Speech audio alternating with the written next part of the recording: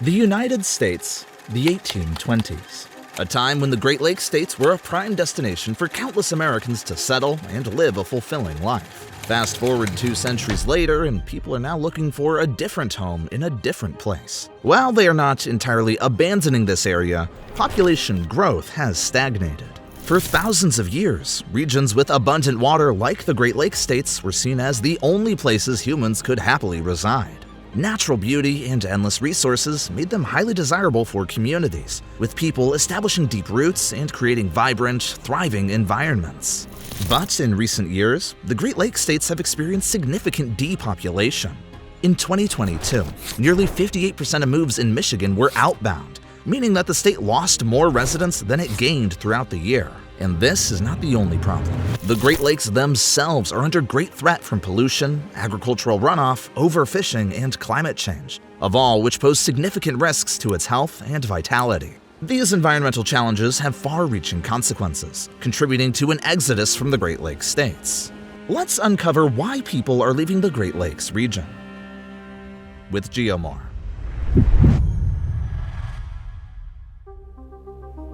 To understand why so many people are leaving the Great Lakes region today, we need to start with its history as the original Northwest Territory of the United States. After the Treaty of Paris in 1783, the Northwest Territory was ceded to the U.S., but control was shaky due to resistance from indigenous tribes and the British military presence.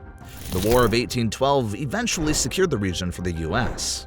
With the territory secured, a massive wave of migration began, driven by the government's land grants for farming. The promise of free land attracted many settlers. The Industrial Revolution further spurred growth, establishing manufacturing plants across the region. Cities like Detroit, Flint, Indianapolis, Gary, Milwaukee, Cleveland, and Cincinnati became manufacturing powerhouses in the early and mid-1900s. The whole region was further divided into states: Ohio in 1803, Indiana in 1816, Illinois in 1818, Michigan in 1837, and Wisconsin in 1848. By 1850, Ohio was the third most populous state. Indiana and Illinois also grew rapidly, fueled by the Industrial Revolution.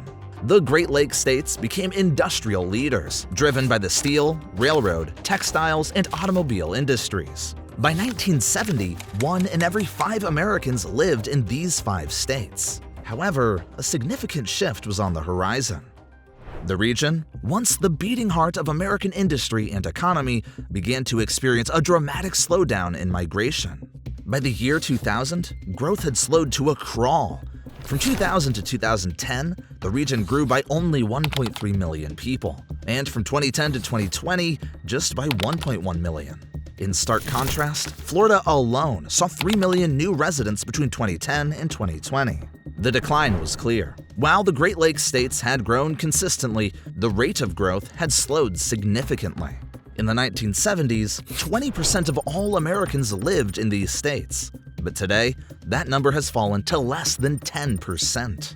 Most of the manufacturing jobs were moved overseas to countries like China and Vietnam, and the once bustling factories of the Great Lakes region fell silent. This meant that many people who had relied on these jobs for their livelihoods were left without work. The loss was felt deeply, as families struggled with rising bills and the loss of financial security.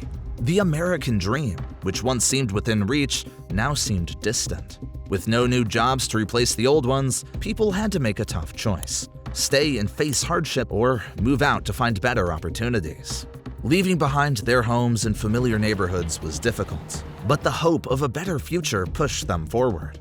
First, many people moved to California, drawn by its booming tech industry and promise of prosperity. However, the high cost of living made it hard to find true financial stability there. So people started looking to Texas and Florida, where the economies were growing and living costs were more manageable. Money was the key factor in these decisions, as families needed affordable housing, stable jobs, and a chance to rebuild their lives. Texas, with its friendly atmosphere and abundant job opportunities, and Florida, with its warm weather and growing industries, offered the promise of a better life. While the migration from the Great Lakes region is concerning, an even more pressing issue is the escalating threat to the Great Lakes water. The Great Lakes span about 4,530 miles of coast and accounts for 21% of the world's fresh water. More than 31 million people, or 10% of the US population, rely on the Great Lakes for drinking water.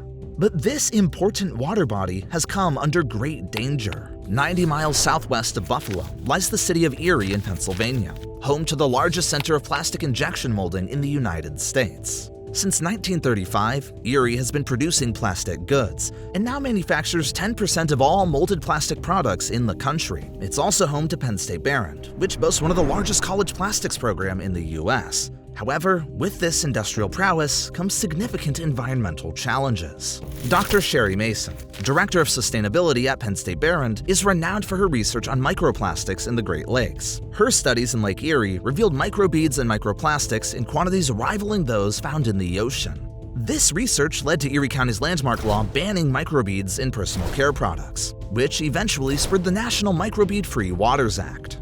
Despite these efforts, microplastics continue to plague the waterways around Erie. Dr. Mason warns that now is the time to face this and regulate it, so that we can make changes for future generations. Another looming threat is Line 5, a 70-year-old oil and gas pipeline under the Straits of Mackinac, connecting Lake Michigan and Lake Huron. Owned by the Canadian company Enbridge, Line 5 has been a contentious issue. Despite opposition from environmental and indigenous groups, the Michigan Public Service Commission approved the construction of a tunnel to house a new pipeline, citing the need for the transported resources and the risks of alternative transport methods. Governor Gretchen Whitmer has criticized Enbridge for its poor environmental record, citing a significant oil spill in the Kalamazoo River in 2010 and the time it took to clean the river. The potential for a similar disaster in the Great Lakes, particularly given recent anchor strikes and erosion, remains a serious concern. Lastly, the proposal for a Canadian nuclear waste repository near Lake Huron raises more alarms. This site, in the Saugeen Ojibwe Nation South Bruce area, is one of two being considered for storing used nuclear fuel, with a decision expected in 2024. Critics argue that this grand experiment poses unacceptable risks. It's about taking risk with the Great Lakes. Why do we need to do that? This is a choice. Given the lack of operating deep storage nuclear facilities worldwide and the region's susceptibility to severe erosion exacerbated by environmental factors. But amid these challenges, a global event is emerging that could alter migration patterns and bring many people back to the Great Lakes states. Climate change.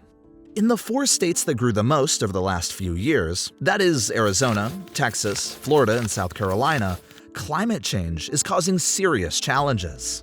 Despite the recent rains bringing much-needed relief, both Arizona and Texas are running out of water, and climate change is expected to only worsen the mega-drought impacting these regions. In Florida and South Carolina, large parts of their coasts are expected to be lost as global sea levels rise from the melting polar ice sheets. Heat waves are becoming longer and hotter across the entire country, disproportionately affecting the already warm southern states. With warmer air comes warmer oceans, leading to larger and more destructive tropical storms and hurricanes. In this age of climate change, the southern states will face the brunt of the impacts. It's not to say the Great Lakes won't be affected, but they are relatively protected. The Great Lakes themselves house 21% of all surface freshwater on the planet, and climate models suggest that this region may become more comfortable as other states become unbearably hot. As a result, some people are starting to move back to the region, driven by fears of a warming climate and its impacts. This could lead to a resurgence in migration and potentially a second breath of life for the Great Lakes states. Today, the Great Lakes states remain fairly steady in terms of population overall, but some are doing better than others. As we continue to navigate the challenges and opportunities of our changing world, the Great Lakes region may once again become a sought-after destination for those seeking a more stable and comfortable climate. Anyway, if you enjoyed this video, then do subscribe, as it will help us create more high-quality videos in the future.